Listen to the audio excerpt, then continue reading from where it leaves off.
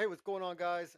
Welcome back to Duplex Build to Rent. We're going to be talking today about the build sequence and some inspections, and basically just get an overall update on some of the properties that we have going on right now.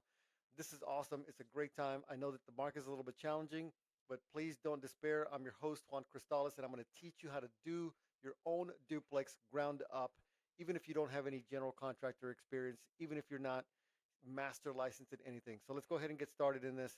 Here we go. Right now, we're at the stage in this particular duplex where we have passed the framing inspection.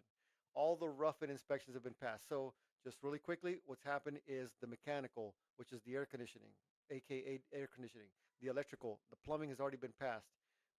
We have done all, that's all the rough-in stuff on the inside that's a master license trade.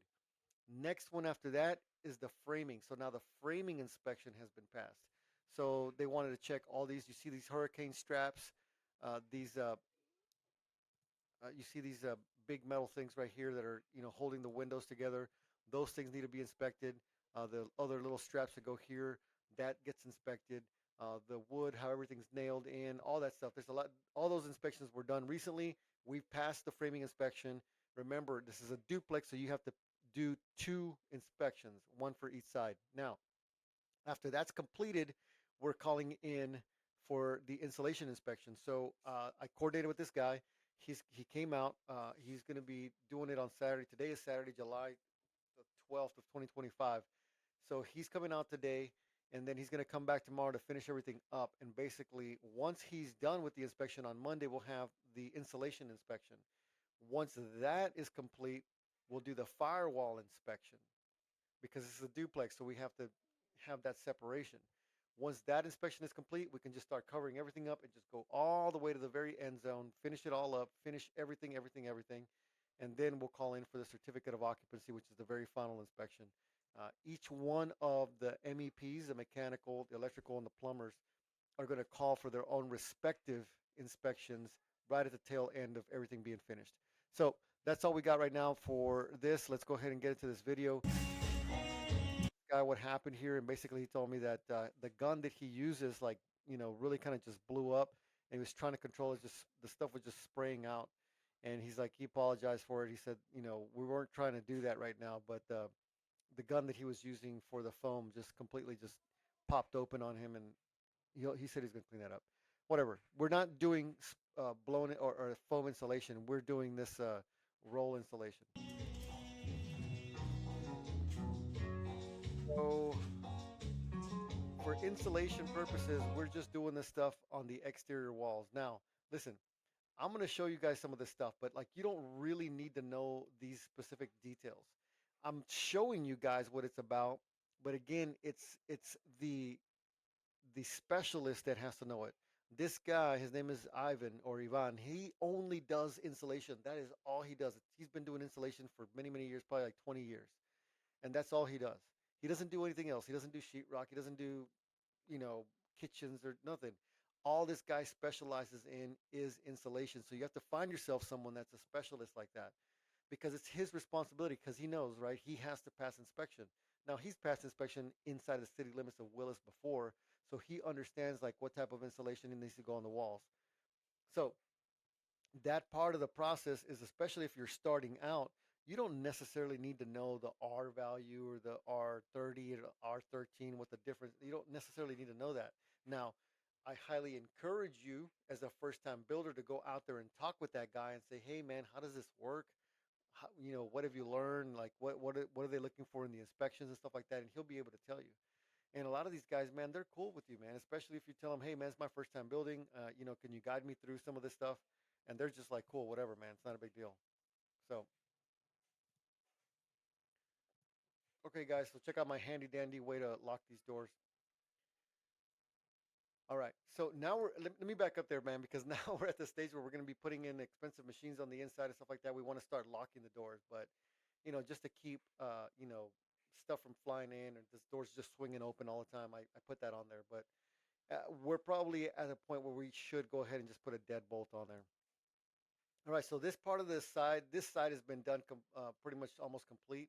There's some items here that are not fully finished, but I will point those out tomorrow once this thing is completely finished and explain to you, okay? The foam specifically is not finished. or even started. Now, you see how there is insulation here, but not all the way across. Like, why is that, right? Why is there insulation just right here, but there's none right here or here? So, and it's a different type of insulation. It's thicker. This is the R30 stuff. And so let me explain to you. So what we do in the attic is we do blown in insulation. And because we do blown in insulation, you use that big tube and they just blow the insulation into all the crevices, all the areas of the the attic. And so in this particular duplex, what we're doing is I know for a fact right here, this is where the water heater is going to be going. And I know that just from experience, but like you have these 2x4, so you know it's going to be holding up something heavy. So if the water heater, which is a heavy item, is going to be going here, right? The framers help put some of this stuff in there. Maybe the plumber does it, but point is that once we start doing the blown insulation, there's no way we're going to be able to get blown in insulation underneath these 2x4s. There's no way. I mean, it's crazy, right?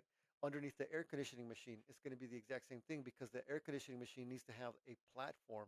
It's a 3/4 inch piece of plywood that it sits on top of, so that it can have the proper, support because it's a heavy machine. And so, instead of and part of the inspection process is to ensure that those areas, see, this is where the machine is going to be going. You see it up there? One of the inspectionable items is that this insulation needs to be in before we put any of the sheetrock back up. But you don't need to know that because that's part of the installation guy's personal responsibility. Another one of the installation guy's personal responsibility is to ensure that the firewall has insulation all the way to the very, very top. So you see that all the way to the very top. We're talking about to the very top of the to the roof pitch, all the way to the very top. That's part of his responsibility to ensure that gets done. So even to some of you guys, which some of this stuff may seem and feel quite a bit daunting, it really shouldn't be because you're thinking that you need to be the expert in this stuff before you can hire people out to do it, which isn't necessarily the case. Now, there's a couple of ways of doing it. One way would be to hire a general contractor to kind of walk you through, guide you through the process, or you could just try to just go in with it. You have the city where everything that I'm teaching you guys is to do it inside the city limits, because then that way you have an inspector that's doing oversight, making sure that everything gets done above board. So even if you know nothing about installation, you're going to have a city inspector come out who has a ton of experience in installation, and he's going to say you pass or you fail. And if you're there, and I highly recommend you can be there, especially when you're first getting started, for him to explain to you why you failed or why you passed, if you can ask him that. And he's like, hey, well, they did a good job here. They could have done a little bit better there. And as that's how you start building your experience base, how you start building basically, your knowledge base of what needs to be done. So next, I wanted to show you guys kind of the quick updates of what else we got going on, man. This is going to be awesome here. This is the one we were just inside of here on the far left-hand side, 401 MLK, where the installation is going on right now. This is the one that's been on the market for a little bit of time. It's taking a little too long to rent. Basically, what we're going to be doing is probably just going to be refinancing this duplex and just keeping it. Just the market is a little bit too slow. People are getting a little skittish. Sellers don't want to drop their price. Buyers are asking for deep discounts. Nobody's agreeing, and so we're just kind of in limbo. Um, Secretary, or I'm sorry, the Fed chair, Jerome Powell is in office right now, or it's just basically, you know, keeping interest rates steady. There's talk about a new Fed chair coming in, and hopefully, interest rates going down. There's a lot of uncertainty in the marketplace. Is all I'm saying. So instead of waiting around till, like, this thing to sell in the fall, or even the winter of 2025, we're going to go ahead and just refinance it. And the reason why is because I just did a refinance, and the lender basically looked at this deal and said, hey man, based on how much you borrowed on this property in first lien, we can refinance the entire thing with no cash out of pocket, which is pretty ideal. So we're probably going to be doing that on this one here, and then now we're going to be starting another duplex here, which is going to be looking very similar to this one. This is the MLK Estates one, and you guys are going to get more updates on that one. It's going to be looking awesome, And guys, please stay on this journey here to learn how to do new construction.